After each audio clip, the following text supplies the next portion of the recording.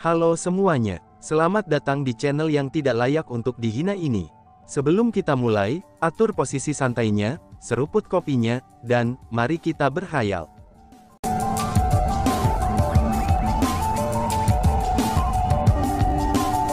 Melanjutkan cerita sebelumnya, Chu Feng terus berjalan maju. Dan akhirnya, dia melihat Void Secretary yang disebutkan. Meskipun masih ada jarak yang sangat besar di antara mereka, tapi pohon suci Void telah memasuki bidang pandang Chu Feng. Pohon itu tumbuh dari udara tipis dan kosong, namun itu terlalu besar dan menembus awan. Seolah-olah itu adalah pohon besar yang tumbuh di atas awan. Namun demikian, pohon ini agak terlalu besar. Chu Feng memperkirakan bahwa ranting-ranting pohon yang seperti batang pohon itu biasanya setebal 1 km, dan panjangnya lebih dari 100 km. Sedangkan untuk yang ada di sini, ukurannya tidak bisa ditebak. Dari sini orang bisa membayangkan, monster macam apa pohon itu. Namun terlepas dari ukurannya yang besar dan memiliki banyak cabang utama dan tanaman merambat, penampilan pohon itu tidak terlalu istimewa. Tidak hanya pohon itu tidak memancarkan cahaya apapun, tetapi bahkan warna daun dan rantingnya pun sangat biasa. Namun di luar Void Secretary, itu ada formasi yang terlihat dengan mata telanjang. Pembentukan formasi itu berwarna hijau muda, dan itu menyelimuti seluruh Void Secretary. Secara keseluruhan, Void Secretary itu seperti yang Chu Feng bayangkan. Satu-satunya pengecualian adalah, bahwa Chu Feng awalnya mengharapkan berbagai kekuatan untuk mengelilingi bagian luar pohon suci Void. Namun setelah tiba, dia menemukan bahwa tidak ada banyak orang di sekitar Void Secretary seperti yang dia perkirakan. Bahkan Chu Feng bisa melihat banyak orang, dan banyak kekuatan yang melanjutkan ke arah berlawanan. Mereka telah meninggalkan pohon suci Void. Selanjutnya, Chu Feng bahkan mendengar sumpahan dari orang-orang yang pergi dan melewatinya. Mereka sepertinya mengutuk seseorang. Setelah melakukan penyelidikan, Chu Feng menemukan bahwa orang-orang dari klan surgawi Chu sebenarnya juga tiba pada saat ia terjebak dalam ilusi.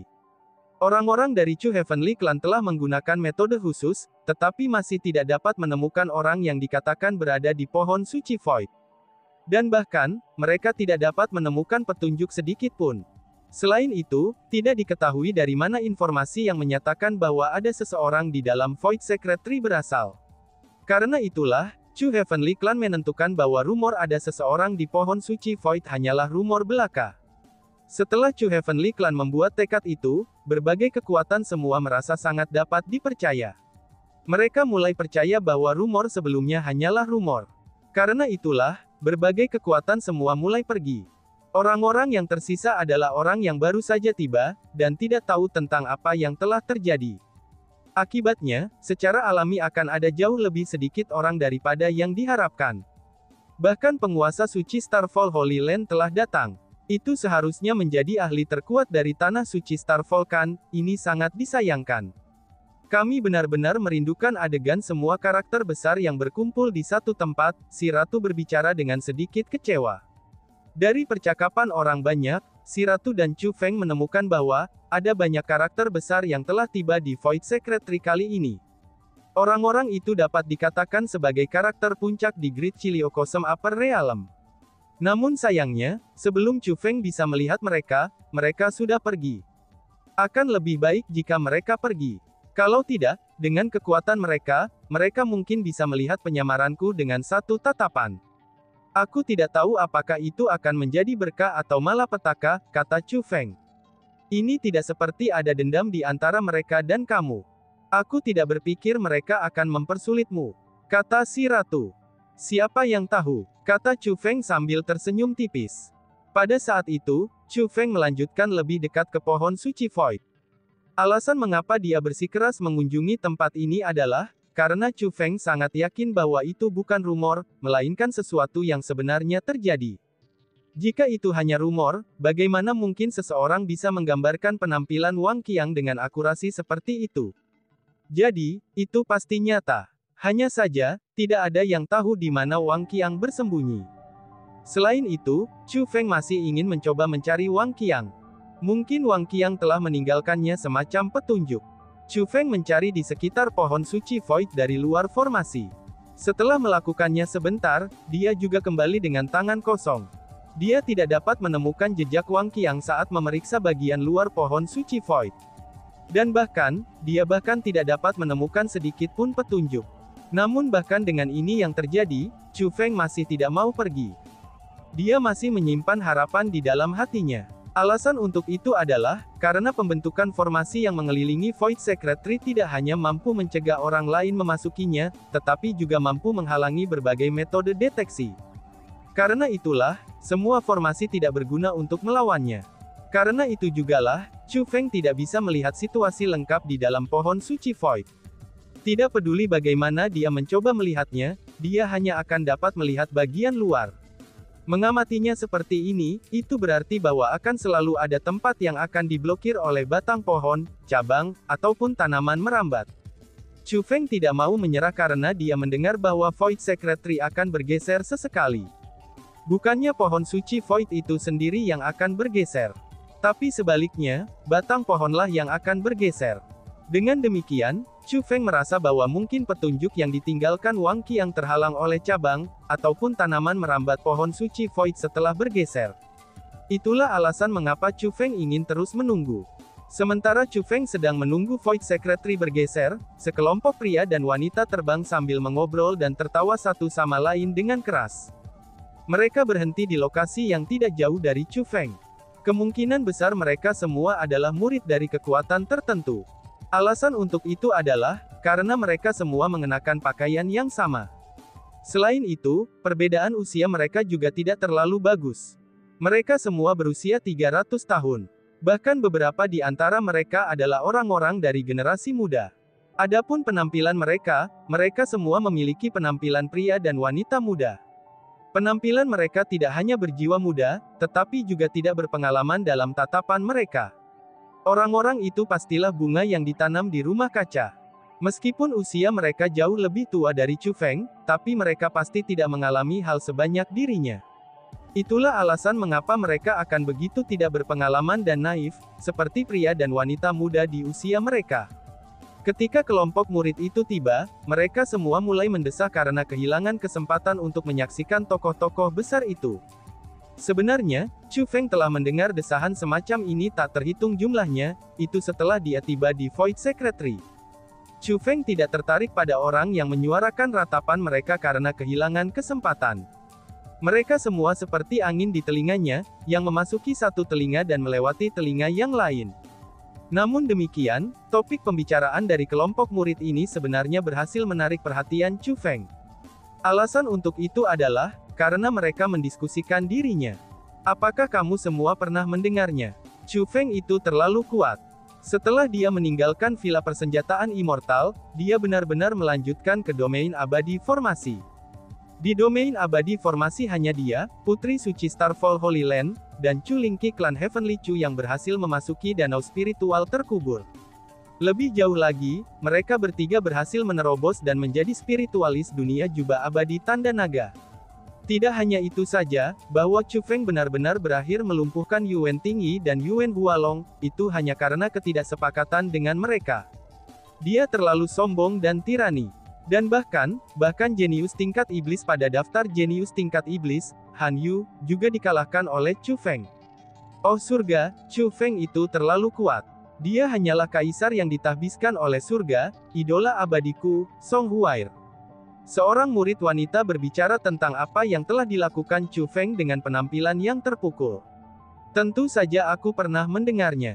Aku pernah mendengar bahwa Chu Feng itu sangat kejam. Bahkan eksistensi seperti itu Han Yu saja, itu tidak dapat menahan 3 langkah dari Chu Feng sebelum dikalahkan. Kekuatan Chu Feng itu benar-benar tak terduga. Sepertinya sangat sedikit orang dari generasi muda di alam atas Ciliokosem besar yang mampu melawannya. Tapi dari cara aku melihatnya, tidak sedikit orang yang bisa melawannya, dan tidak ada orang yang bisa menentangnya. Chu Feng itu hanyalah anggota paling kuat dari generasi muda di alam atas Ciliokosem besar saat ini. Tidak ada yang bisa dibandingkan dengannya. Luar biasa, aku bertanya-tanya seperti apa asal-usul Chu Feng itu. Bukan hanya para murid perempuan, bahkan para murid laki-laki memuji Chu Feng tanpa henti ketika mereka berbicara tentangnya. Mereka bereaksi seolah-olah mereka adalah orang yang percaya dengan Chu Feng. Pujian mereka terhadap Chu Feng bisa dikatakan dipenuhi dengan kekaguman, dan mereka hanya mencoba memuji Chu Feng sampai ke langit. Dipuji oleh mereka sedemikian rupa, wajah Chu Feng menjadi sedikit merah. Pertandingan antara dia dan Han Yu jelas-jelas merupakan perjuangan yang pahit. Bagaimana mungkin dia bisa mengalahkan Han Yu dengan mudah ketika mencapai mulut orang-orang ini? Gosip benar-benar hal yang menakutkan. Untuk beberapa rumor, orang tidak bisa mempercayai mereka. Apa yang kalian semua dengar hanyalah informasi palsu. Chu Feng sama sekali tidak sekuat yang kamu semua telah katakan. Tepat pada saat itu, seorang murid laki-laki dengan wajah penuh dengan bintik-bintik berbicara dengan cara yang sangat menghina. Apa maksudnya? Tanya murid lain. Begitu pria dengan wajah yang dipenuhi tanda-tanda itu mengucapkan kata-kata itu, dia langsung bertemu dengan tatapan jijik dari murid-murid lainnya. Namun dihadapkan dengan tatapan jijik dari kerumunan, pria berwajah bintik-bintik itu menunjukkan tatapan menghina dari dirinya sendiri. Dia memiliki sikap semua orang bingung, sedangkan dirinya tidak. Dia benar-benar angkuh, dan benar-benar sombong. Apakah kamu semua tahu? Aku pernah mendengar berita, bahwa pertandingan Chu Feng melawan Han Yu sangatlah sulit. Jika bukan karena kepala klan serpen klan era kuno, dan para tetua dari Villa Pil Suci yang membantu Chu Feng melawan Han Yu baik secara terbuka maupun secara rahasia, itu tidak mungkin bagi Chu Feng untuk dapat mengalahkan Han Yu. Pada akhirnya, dia sama sekali bukan tandingan Han Yu.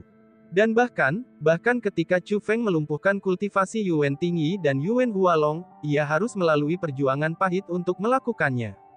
Chu Feng hanya sedikit lebih unggul dari mereka, kata pria Bopeng itu.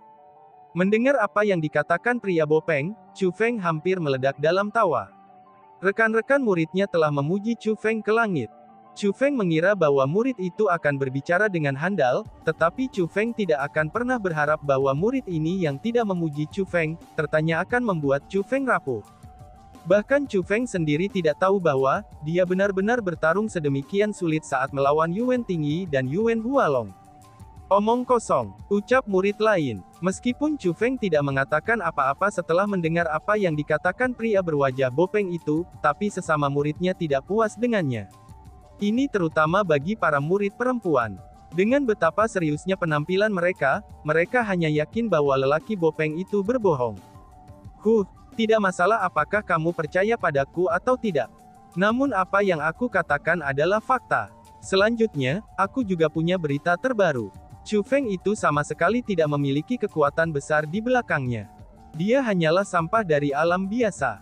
Selanjutnya, aku pernah mendengar bahwa setelah Chu Feng meninggalkan domain abadi formasi, Master Kota Yuan secara pribadi berangkat untuk membunuhnya. Meskipun Chu Feng berhasil melarikan diri karena keberuntungan, tapi dia tidak dapat melakukan apapun pada Master Kota Yuan. Itu membuktikan apa yang aku katakan sebelumnya, bahwa Chu Feng telah dibesar-besarkan oleh kalian semua. Dia sama sekali tidak sekuat yang dikabarkan. Dia juga tidak memiliki latar belakang yang menakutkan, kata pria berwajah Bopeng itu. Kamu benar-benar hebat dalam menyemburkan omong kosong. Kami tidak percaya padamu. Itu benar, kami tidak percaya sama sekali. Kakak lelaki yang paling tua, kamu memiliki informasi yang paling akurat. Pergi dan katakan sesuatu padanya. Bagaimana dia bisa memfitnah Chu Feng seperti ini? Kata-kata yang diucapkan oleh pria berwajah Bopeng itu, ini segera bertemu dengan serangan balasan besar-besaran. Rekan-rekan muridnya baik pria maupun wanita, semuanya sangat marah padanya. Mereka mulai mengelilingi seorang pria dengan tinggi dan lurus, dan sepertinya dia ingin menegakkan keadilan bagi mereka. Adapun pria itu, dia adalah orang yang mereka sebut sebagai kakak lelaki tertua. Mereka tampaknya sangat mempercayai saudara laki-laki tertua mereka. Karena itulah, mereka semua ingin saudara lelaki mereka yang tertua untuk berbicara, dan menentukan siapa yang benar dan siapa yang salah. Aku tidak akan membuat evaluasi mengenai masalah Chu Feng melawan Han Yu di domain abadi formasi. Namun, apa yang dikatakan saudara junior Cui Meng tentang City Master Kota Yuan, yang bermaksud membunuh Chu Feng adalah fakta. Alasannya adalah karena, temanku adalah master muda dari kekuatan cabang Kota Yuan. Aku hanya sangat kebetulan bertemu dalam perjalanan ke sini, dan dia menyebutkan hal ini kepadaku. Aku sangat mempercayai karakternya. Dia tidak pernah menyebarkan desas-desus atau kebohongan, dan dia selalu jujur padaku. Jadi, aku yakin tentang masalah ini. Master Kota Yuan memang berangkat untuk membunuh Chu Feng. Namun Chu Feng juga berhasil melarikan diri. Selanjutnya, menurut temanku itu, ketika Chu Feng meninggalkan domain formasi abadi, orang-orang dari Villa Pil Suci bepergian bersama dengan Chu Feng. Dengan demikian, bukan hanya Master Kota Yuan berusaha untuk membunuhnya, tetapi orang-orang dari Villa Pil Suci juga terlibat. Secara logis, dengan City Master Kota Yuan bertindak secara pribadi, Chu Feng dan yang lainnya dengan kekuatan yang mereka miliki, mereka tidak akan bisa melarikan diri. Namun anehnya, mereka semua selamat dari pertemuan itu. Adapun bagaimana Chu Feng dan yang lainnya melarikan diri, itu adalah sesuatu yang hanya diketahui eselon atas Kota Yuan. Temanku tidak tahu bagaimana mereka melarikan diri. Namun temanku tahu bahwa setelah Chu Feng dan orang-orang dari Villa Pil Suci melarikan diri, Chu Feng dan Villa Pil Suci mengumpulkan pasukan besar-besaran untuk melanjutkan menuju Kota Yuan untuk membalas dendam. Namun, Kota Yuan menggunakan total 100 persenjataan abadi untuk berdamai dengan Villa Pil Suci. Setelah Villa Pil Suci menerima penyelesaian, Chu Feng tidak punya pilihan selain pergi. Ini akan berfungsi untuk memverifikasi bahwa ada kebenaran pada apa yang dikatakan saudara junior Chu Yimeng. Chu Feng kemungkinan besar tidak memiliki pendukung yang kuat di belakangnya. Kalau tidak mungkin baginya untuk mencari kekuatan Villa Pil Suci untuk mendapatkan balas dendamnya sendiri. Karena itulah, Kota Yuan bahkan mengumpulkan semua kekuatan pelayan terdekat mereka ke Kota Yuan mereka, itu untuk upacara perayaan besar. Pria yang dikenal sebagai saudara lelaki tertua mulai menceritakan kepada kerumunan secara rinci. Apa, sebenarnya itu nyata? Aku tidak pernah membayangkan, bahwa begitu banyak hal terjadi antara Chu Feng dan Kota Yuan setelah meninggalkan domain abadi formasi. Namun dengan seberapa kuat Chu Feng, bagaimana mungkin dia tidak memiliki pendukung yang kuat di belakangnya? Setelah mendengar apa yang dikatakan saudara laki-laki tertua mereka, ekspresi para murid yang mengagumi Chu Feng segera berubah. Itu seolah-olah mereka telah menerima kejutan besar. Alasan untuk itu adalah, karena mereka sangat mempercayai kakak senior tertua mereka. Pada saat para murid merasa muram, murid berwajah bopeng itu sangat senang dengan dirinya sendiri. Bukankah aku sudah mengatakannya? Bagaimana aku bisa menipu kalian semua? Chu Feng itu sama sekali tidak mengerikan seperti yang dikabarkan. Seperti yang kulihat, mungkin saja Chu Feng hanya mampu mengalahkan Yuan Tingyi dan Yuan Hualong dengan seseorang yang membantunya. Tidak mungkin baginya untuk mengalahkan mereka sendiri, kata pria berwajah bopeng itu. Tepat pada saat itu, saudara laki-laki tertua itu menambahkan. Saudara junior Chu Yimeng, tapi bagaimanapun juga, aku telah mendengar informasi lain dari temanku itu. Yaitu, pada hari upacara akbar, mayat Yuan Tingyi dan Yuan Hualong tiba-tiba muncul di langit di atas alun-alun.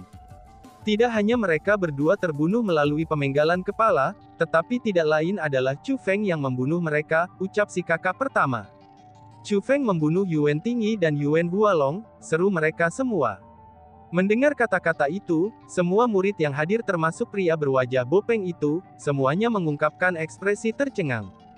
Chu Feng tidak hanya membunuh Yuan Tingyi dan Yuan Hualong, tetapi Chu Feng bahkan meninggalkan pesan provokatif yang menyatakan bahwa, dia akan membuat Master Kota Yuan, Yuan Yanhong, mengalami nasib yang sama seperti Yuan Tingyi dan Yuan Hualong dengan segera. Kakak tertua itu terus menambahkan, oh surga, itu terlalu menyangkal surga. Kakak lelaki tertua, apakah kamu serius? Tanya murid lain. Setelah mendengar apa yang dikatakan saudara laki-laki tertua mereka, para murid yang merasa muram segera dipenuhi dengan kegembiraan yang tak ada habisnya.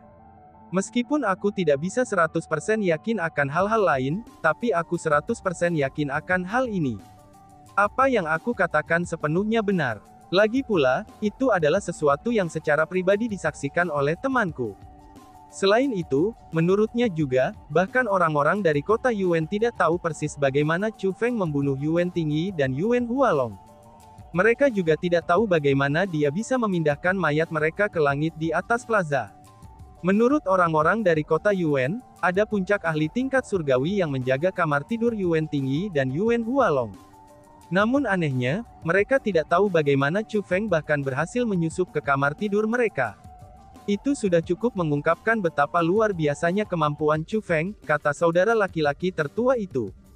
Kakak lelaki yang paling tua, apakah informasimu dapat diandalkan? Mengapa aku merasa itu klaim yang tidak berdasar? Pada saat itu, pria berwajah bopeng itu mulai mengerutkan keningnya. Bahkan dia memiliki ekspresi tidak senang di wajahnya. Ia bahkan mulai mempertanyakan keandalan kata-kata saudara laki-lakinya yang tertua. Saudara junior Cui Meng, apa yang aku katakan adalah kebenaran. Sebentar lagi, itu akan menyebar ke seluruh alam atas Ciliokosem besar. Pada saat itu, kita akan tahu apakah informasiku dapat dipercaya atau tidak, bakas kakak pertama. Setelah mengucapkan kata-kata itu, saudara laki-laki tertua itu berpaling kepada lelaki berwajah bopeng itu dan menambahkan. Jadi saudara junior, bahkan jika Chu Feng tidak memiliki pendukung yang kuat, kekuatannya sendiri sama sekali tidak bisa dipandang rendah.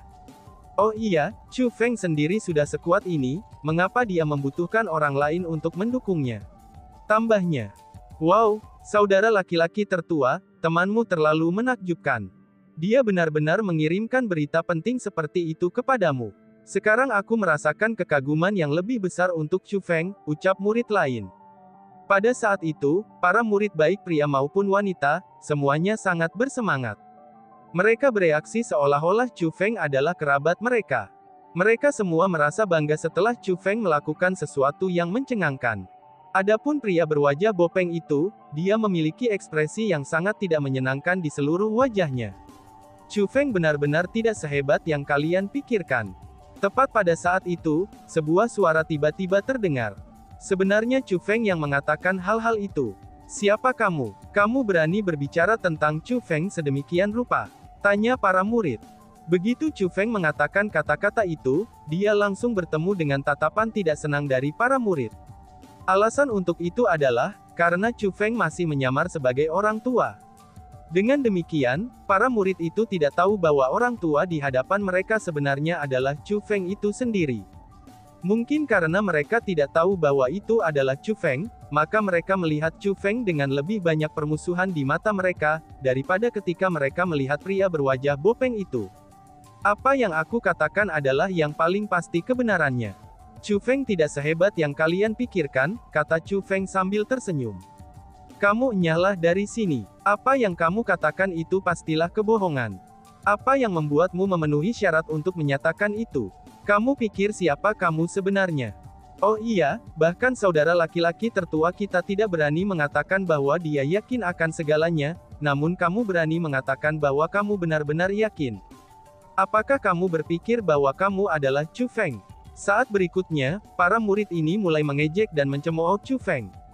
Chu Feng merasa sangat tak bisa berkata-kata, karena mereka mengejek dan menghinanya seperti ini hanya untuk membela dirinya. Jadi, meskipun mereka mengejek dan menghinanya, Chu Feng tidak bisa merasakan ketidaksenangan terhadap mereka. Tepat pada saat itu, sebuah suara tiba-tiba terdengar. Teman kecil Chu Feng, suatu kebetulan bagimu juga berada di sini. Beralih ke suara itu, ekspresi Chu Feng segera berubah. Bahkan ekspresi yang sedikit terkejut muncul di matanya. Adapun para murid itu, reaksi mereka bahkan lebih dilebih-lebihkan. Mereka benar-benar tercengang, dan ekspresi rumit muncul di mata mereka. Mereka merasakan rasa hormat dan ketakutan yang tak tertandingi dari lubuk hati mereka. Dan tiba-tiba saja bersambung. Sekian dan terima kasih banyak. Bye-bye.